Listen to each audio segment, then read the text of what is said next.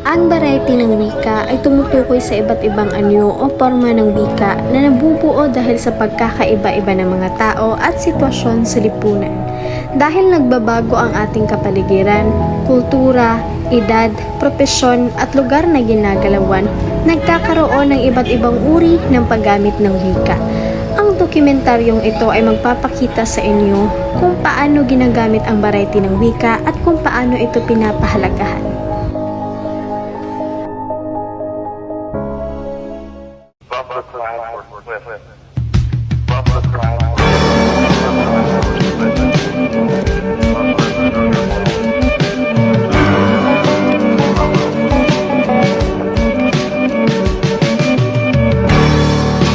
Where'd all the time go? Starting to fly. Jel, murag lisod kaya atong lesson karon ba? Naintindihan mo ba? Pero sabi ng lola ko lagi, padpadain la. Kaya laban lang tayo, bes. Ay, nindot na Jel, pero unsa kay meaning ani? Photosynthesis?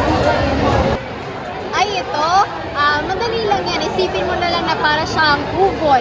Na kailangan mo na siya ng araw para mabuo. Parang puso ng saging na niluluto, kumbaga. Halami kay may example Jel. Dali rin ako na gets.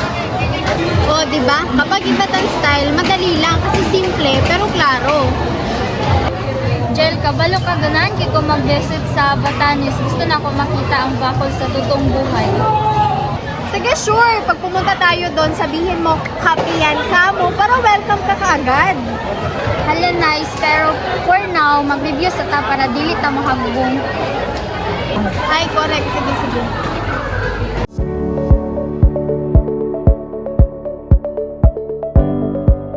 Magandang umaga, class. Ang aralin natin ngayon ay tungkol sa kahalagahan ng panitikan sa pagbubog ng kultura at pagkakakilanlan.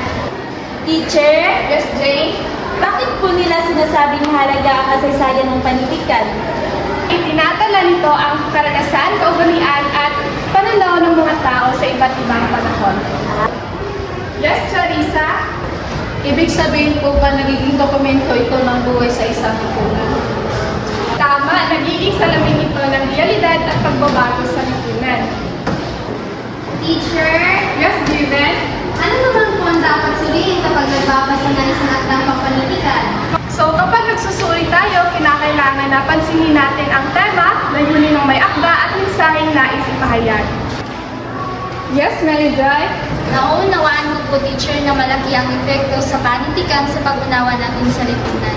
Magaling! Ipagpatuloy niyo ang mas malalim na pag-aaral sa mga susunod na akda. Paalam, class! Paalam po, Binibining Diyos!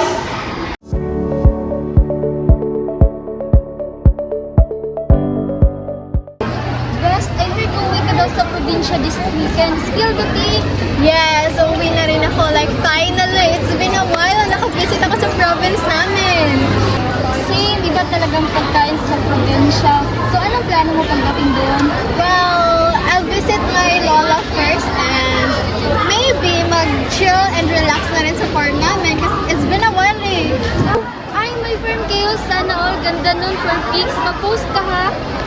Of course, I'll take a lot of pics talaga because it's a parang mini retweet na rin because I've been so stressed this past few weeks. True, you really need a break, Jel. How long ka doon? Siguro 3 days lang. Actually, my mom asked me to stay longer pero I have academic stuff to do pa eh. Understandable. What time ka alis? I think mga 5 a.m. para maaga ako makarating and para hindi ako malate sa bus. Ingat ka, Bish, ha? Yeah, don't worry. I-update ko kayo sa GC. And don't worry, magdadala ako ng pasalubong. Love it. Mars Jel! Mars Jel! Oh my God! Mars Jel, true na uwi ka na probinsya this weekend? Ay, OMG! Yes, Mars! Mega miss ko na ang probinsya. Ang tagal ko nang hindi nag-uwi sa province realness namin. Ay, kabog, ano na maganap po dun, Mars? Ay, syempre, first visit ko si Lola. Super clingy lately, tawad ng tawad.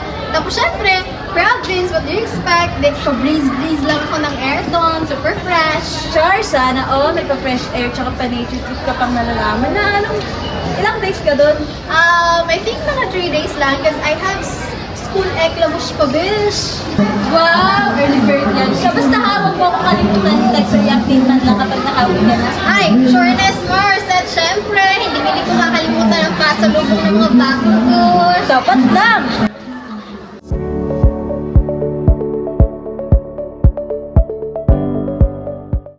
Hello, Pilipinas! Nakauli na ko!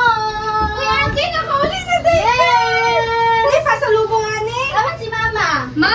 Nakauli na sa ate! Ma! Hi, Ma! Ikaw sa darin na. Ay, nakauli ko.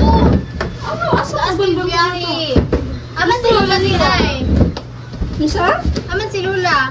Asa may manula? Wala ko kabantay. Kay gikan ko na milo. Tingnan ko na mo? Wala po. Wala pa, Jud. Kay gikan pa ko na milo. Dagipin pagtagay sa iyong tubig mo ate. Dami, wala kay Sudan. Wala, magpalit pa, Jud. May day. Mustang Manila, day. Ako'y kaayo ay mabalik na po ko. Ano man? Kailangan ako yung mga kuhan. Kailangan boto man sa eskwelahan. Day, nagwapa, Jud ka, day. Siyempre ba?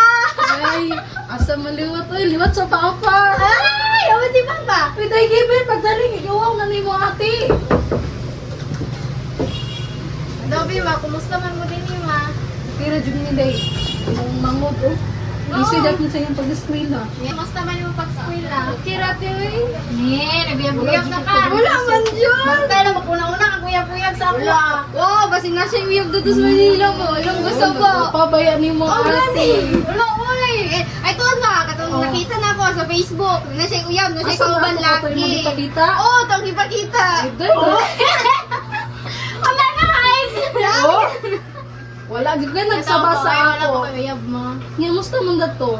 Okay ra, enjoy gihapon. Pero syempre, bigon mo din sa probinsya. Uy, wait, tawag na, maglaga sa farm. Pero saan ko di mo gusto?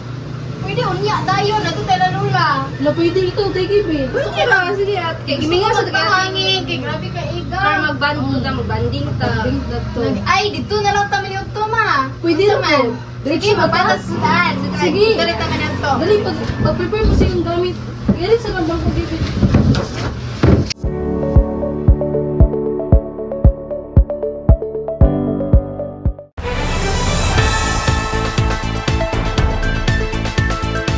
Sa mundong puno ng assignments, quizzes, at kung minsan ay heartbreak, may mga estudyanteng haharap sa pinakamalaking hamon ng kanilang buhay. Ito ay ang exam week or ang kanilang finals week. At lumipad ang aming team sa Taguluan Community College.